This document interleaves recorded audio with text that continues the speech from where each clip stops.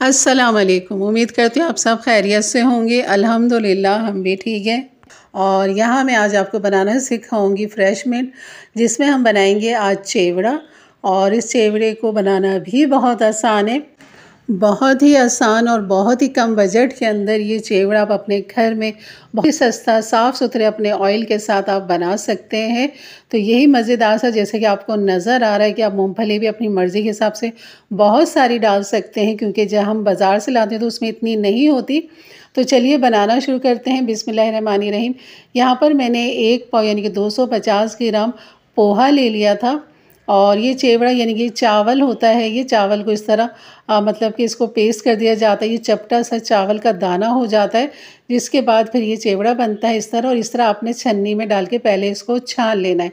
जब आप बाज़ार से लाएंगे तो आपने इस तरह छानना है लाजमी, ताकि बारीक जो ज़र्रात होते हैं मट्टी धुल के या इसके अपने ही बारीक ज़र्रात होते हैं वो यहाँ पर निकल जाएंगे। बाकी साबुत जो हमारे पास चेवड़ा है वो हमारे पास बच जाएगा, यानी कि पोहा। तो इसे पोहा के नाम से भी जाना जाता है और इसे चेवड़े के नाम से भी जाना जाता है। तो दोनों तरीके से आप इसको अपने इलाके से ले सकते हैं। इस तरह ये देखें बिल्कुल साफ़ हो चुका है। तो यहाँ पर अब मैं रख लेती हूँ छन्नी, लेकिन छन्नी के यहाँ सुराख काफ़ी अच्छे बड़े थे, तो छोटे जो पोहा थे वो तो निकल गए थे साइडों से, और जो बड़े थे वो इसके बीच में ही रह गए थे।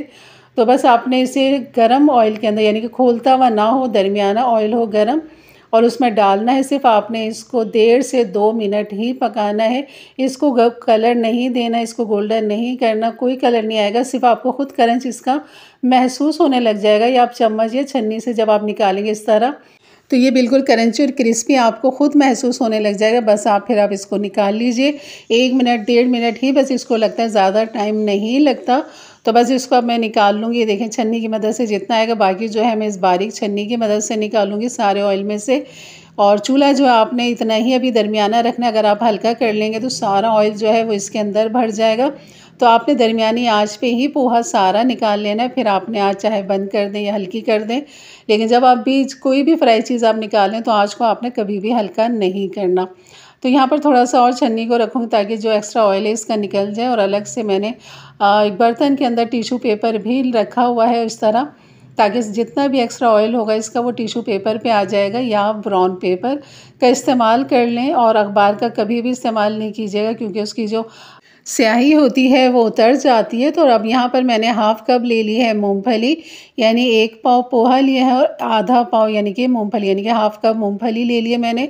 और ये मिल जाती है इस तरह, कच्ची मूंगफली भी मिल जाती है। ये मूंगफली है तो आप छील लीजिए इस तरह, और इसको क्रंच होने तक आपने इसको फ्राई करना है। इसको भी ज़्यादा हमने डार्क नहीं करना है। बस यहाँ पर इसको हम फ्राई करके निकाल लेंगे, यही पोहे के ऊपर ही डाल देंगे ताकि इसका एक्स्ट्रा ऑयल मज़ीद निकल जाए। और ले लेंगे यहाँ पर कड़ी पत्ता, तकरीबन ये मैंने 1/4 कप लिया है कड़ी पत्ता। ये ड्राई है मेरे पास, और अगर ताज़ा हो तो बहुत ही अच्छी बात है। तो ड्राई को मैं ज़्यादा यहाँ फ्राई नहीं करूँगी, और ताज़े को भी आपने ज़्यादा फ्राई नहीं करना, बस डालना है। और उसके बाद आपने इसको 1-2 सेकंड के लिए बस फ्राई करना और निकाल लेना। हरा भरा ही रखना है आपने कड़ी पत्ते को, ताज़ा को। और ये मेरे पास ड्राई था तो मैंने देखे निकाल लिया इसको फ़ौरन। इसका कलर भी ख़राब नहीं होने दिया, वरना ये ब्लैक हो जाता।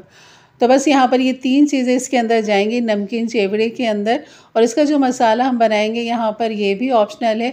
सिर्फ आप नमक भी इसमें डाल सकते हैं, हल्दी और नमक डाल दें, चाट मसाला थोड़ा सा डाल दें। मैंने यहाँ पर लाल मिर्च भी थोड़ी सी ले ली है, लेकिन इन सबको हम खूब अच्छा से यहाँ पर हम कर लेंगे मिक्स। और यहाँ पर अब हस्बे ज़ायका अपने नमक जो है इसके अंदर डाल सकते हैं, क्योंकि नमकीन चेवड़ा है, मिर्चों वाला नहीं है। तो इससे मैंने आपसे कहा कि ये ऑप्शनल है कि अगर आप चाट मसाला या लाल मिर्च डालना चाहें तो डाल लें, नहीं तो खाली हल्दी और नमक ही डाल दीजिए इसमें। और खटास के लिए इसमें आप टार्ट्रिक सिट्रिक एसिड का भी इस्तेमाल कर सकते हैं। तो मैंने यहाँ पर चाट मसाला ले लिया था उसकी जगह पे, और इसको खूब अच्छा सा यहाँ पर करेंगे मिक्स तब तक जब तक हल्दी का खूब अच्छा सा कलर इसमें नहीं आ जाता। और अगर यहाँ कम लगे, जैसे कि मुझे अभी यहाँ पर कम लग रहा है, हल्दी का एक अच्छा सा कलर नहीं आ रहा, तो मैंने मज़ीद 2 चुटकी जो है हल्दी यहाँ पर डाल दी है। और इसे यहाँ करेंगे खूब अच्छा सा मिक्स करेंगे। तो बिल्कुल अपनी ईद त्यौहार के लिए, अपनी दावतों के लिए, मेहमानदारी के लिए, या अपने लिए अपनी शाम की चाय के साथ आप ये चेवड़ा अपने घर में बना सकते हैं। बहुत ही आसानी के साथ काफ़ी सारा बना के रख सकते हैं, बिल्कुल ताज़ा फ्रेश आपके घर में, बिल्कुल सस्ता, बहुत ही आसानी के साथ बन जाए। जैसे कि आपने देखा कोई इतनी ख़ास मेहनत नहीं लगी है।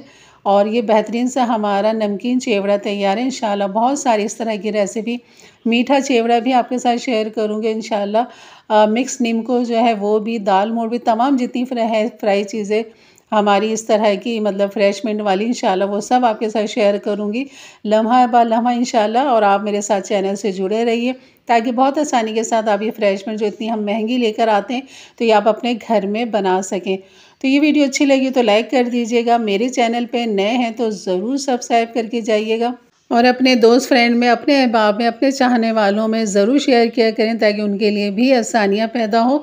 तो यहाँ मुझे ये मेरे इलाके में जो चिवड़ा मिला है 80 रुपये पाव मिला है।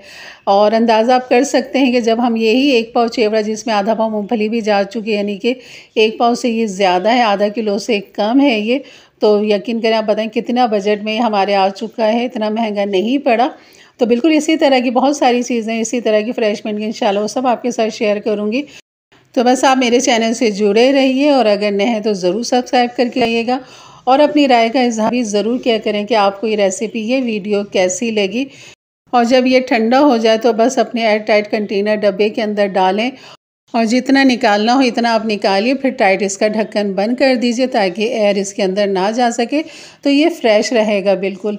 तो इंशाल्लाह मिलते हैं फिर एक अच्छी नई रेसिपी के साथ। तब तक के लिए इजाज़त दें, अपना बहुत सारा ख्याल रखें। अल्लाह हाफ़िज़।